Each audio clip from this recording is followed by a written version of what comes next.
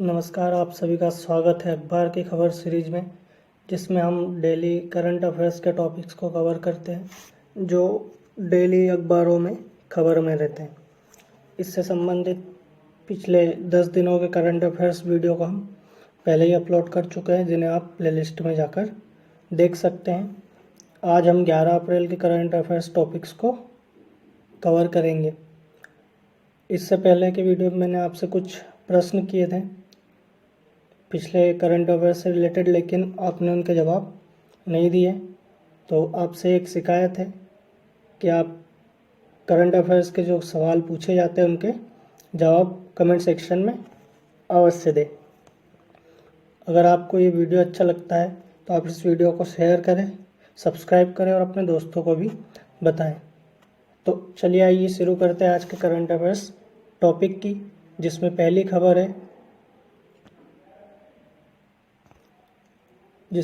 खबर है दूती चंद को लेकर।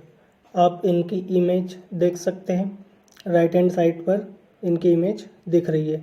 दूती चंद भारत की एक महत्वपूर्ण खिलाड़ी हैं, जिन्होंने खेल प्रतियोगिता में भारत को एशियाई खेलों में रजत पदक या सिल्वर मेडल दिलाया है। इनको छत्तीसगढ़ वीरनी पुरस्कार से नवाजा जाएगा। तो आपको ध्यान रखना है कि दूती चंद को किस पुरस्कार से नवाजा जाएगा? छत्तीसगढ़ वीरानी पुरस्कार से। आप इससे संबंधित मुझे एक क्वेश्चन कमेंट सेक्शन में इसका जवाब दे सकते हैं कि दूती चंद किस खेल से संबंधित है। आप इसका जवाब कमेंट सेक्शन में अवश्य दें। उसके बाद अगली खबर जो है वो है विश्व होम्योपैथी दिवस से संबंधित। प्रत्येक वर्ष 10 अप्रैल को विश्व होम्योपैथी दिवस मनाया जाता है। होम्योपैथी चिकित्सा या ट्रीटमेंट की एक पद्धति है।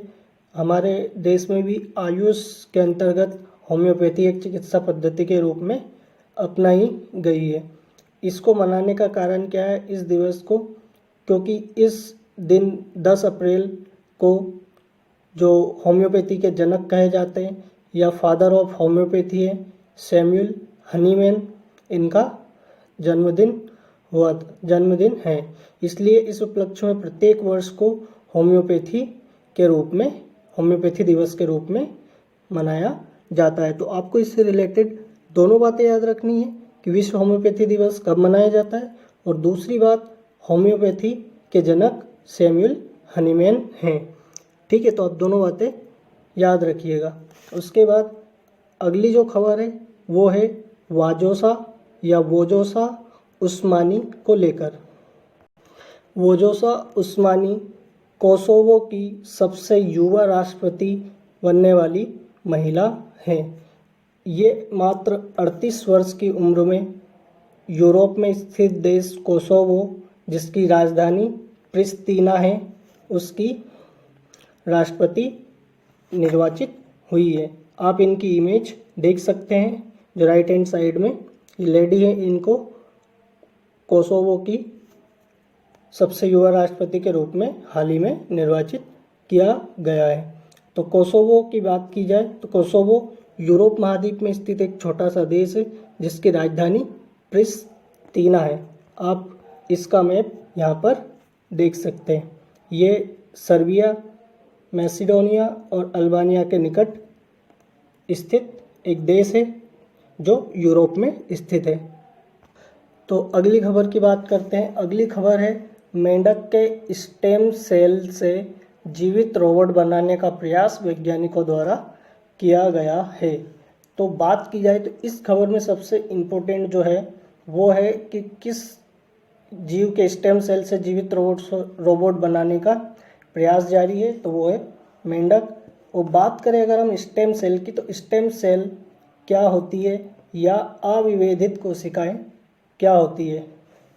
अविभेदित कोशिकाएं वे कोशिकाएं होती है जिनमें विभाजन की क्षमता होती है तथा ये विभाजित होकर अंगों का निर्माण कर सकती है।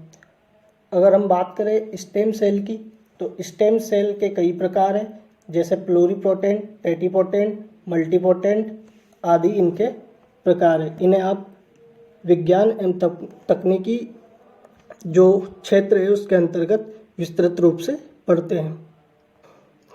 उसके बाद अगली खबर जो संबंधित है वो है आशुतोष भारद्वाज जी से लेकर संबंधित। आप इनका चित्र देख सकते हैं। ये जो कोसोवो के ऊपर राइट हैंड साइड में है, ये इनका फोटो है। इसमें आप इन्हें देख सकते हैं। इन्हें देवी शंकर अवस्थी पुरस्कार 2020 के लिए नॉमिनेट किया गया है और इनकी जो रचना है पितृवध, इसके लिए इन्हें इस पुरस्कार से नवाजा जाएगा। तो आपको याद रखना है कि आशुतोष भारद्वाज को कौन सा पुरस्कार दिया गया है तथा देवी शंकर अवस्थी पुरस्कार 2020 से किसे नवाजा जाएगा। तो इसका उत्तर होगा आशुतोष भारद्वाज और इनकी रचना है पितृवध। 2019 में यह पुरस्कार राहुल सिंह को दिया गया था, जिनका राइट हैंड साइड पर आप फोटो देख सकते हैं। सन ग्लासेस या ग्लासेस के साथ इनका फोटो यहाँ पर उपस्थित है। तो आपको ध्यान रखना है, यह जो पुरस्कार है देवी शंकर अवस्थी पुरस्कार, हिंदी साहित्य एवं हिंदी में अतुलनीय योगदान देने वाले देवी शंकर अवस्थी जो उत्तर प्रदेश के निवासी थे, उनकी स्मृति में दिया जाता है। उसके बाद आगे की ओर बढ़ते हैं, जिसमें अगली जो खबर है वो गिल्ट एज्ड बाज़ार से संबंधित। तो जानते हैं गिल्ट एज्ड बाज़ार क्या होता है। गिल्ट एज्ड बाज़ार वह बाज़ार या मार्केट है जहां पर सरकार आरबीआई के माध्यम से अपनी सरकारी प्रतिभूतियों एवं ट्रेजरी बिल्स एवं अन्य जो सुरक्षा या सिक्योरिटीज़ होती है उनके क्रय एवं विक्रय कर तरलता को नियंत्रित करती है। यह आरबीआई का एक ऋण या जो तरलता या मुद्रा का नियंत्रण करने का एक तरीका है। तो गिल्ट एज्ड बाज़ार आपको ध्यान रखना है, यह इकोनॉमी या अर्थव्यवस्था खंड के अंतर्गत आता है। तो गिल्ट एज्ड बाज़ार से आपको सिर्फ इतना ध्यान रखना है कि यह किससे संबंधित है। तो यह सरकार अपनी प्रतिभूतियों एवं सिक्योरिटीज़ को बेचकर जो अल्पकालिक एवं दीर्घकालिक ऋण प्राप्त करती है, उसको प्राप्त करने का एक माध्यम है गिल्ट एज्ड बाज़ार। उसके बाद अगली और आखिरी खबर जो संबंधित है वो है ओलंपिक क्वालिफाई से संबंधित। ओलंपिक क्वालिफिकेशन से संबंधित खबर है। अंशु मलिक और सोनम मलिक ये रेसलर हैं। अंशु मलिक का आप चित्र राइट हैंड साइड पर ऑरेंज कलर में देख सकते हैं तथा सोनम मलिक का चित्र उनके नीचे ही दिया गया है। ये दोनों भारतीय महिला पहलवान हैं जो ओलंपिक के लिए क्वालिफाई कर चुकी हैं। टोक्यो ओलंपिक 2021 में जापान की राजधानी टोक्यो में आयोजित किया जाएगा। तो आपको इनसे रिलेटेड बस ये बातें याद रखनी है कि अंशु मलिक और सोनम मलिक का संबंध किस खेल से है, तो आप इसे ध्यान में रखिए। यह रेसलिंग या पहलवानी से संबंध रखती है। तो चलिए आइए एक बार पुनः इसका रिवीजन कर लेते हैं, एक बार देख लेते हैं कौन कौन से टॉपिक्स आज के हमने वीडियो में कवर किए हैं। पहला है दूती चंद, जिन्हें छत्तीसगढ़ वीरानी पुरस्कार से नवाजा जाएगा। दूसरा, प्रत्येक वर्ष 10 अप्रैल को होम्योपैथी दिवस के रूप में मनाया जाता है और होम्योपैथी के जनक सैमुअल हनीमैन हैं, जिनकी 265वीं जयंती इस वर्ष मनाई गई। उसके बाद अगली खबर जो संबंधित थी वो थी वोजोसा या वाजोसा उस्मानी को लेकर। वाजोसा उस्मानी कोसोवो की सबसे युवा राष्ट्रपति बनने वाली महिला या सबसे कम उम्र में बनने वाली राष्ट्रपति हैं। और कोसोवो की बात करें तो यह यूरोप महाद्वीप के अंतर्गत एक छोटा सा देश है जिसकी राजधानी प्रिस्तीनिया है। उसके बाद अगली खबर मेंढक के स्टेम सेल से जीवित रोबोट बनाने की खबर से संबंधित थी। मेंढक के स्टेम सेल से जीवित रोबोट बनाया गया। उसके बाद अगली खबर आशुतोष भारद्वाज को लेकर थी, जिन्हें देवी शंकर अवस्थी पुरस्कार 2020 के लिए नॉमिनेट किया गया है और उनकी रचना है पितृवध। उसके बाद इससे पहले 2019 में यह पुरस्कार राहुल सिंह को दिया गया था। उसके बाद हमने गिल्ट एज्ड बाज़ार की बात की थी और अंत में अंशु मलिक और सोनम मलिक जिन्होंने टोक्यो ओलंपिक के लिए क्वालिफाई किया है, ये भारतीय पहलवान हैं, इनके बारे में बात की थी।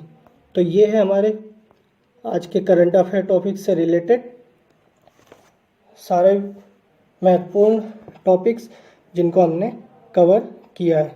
तो करंट अफेयर के जितने भी टॉपिक्स हैं उनको हम अखबार की खबर सीरीज में इस मंथ में कवर कर रहे हैं।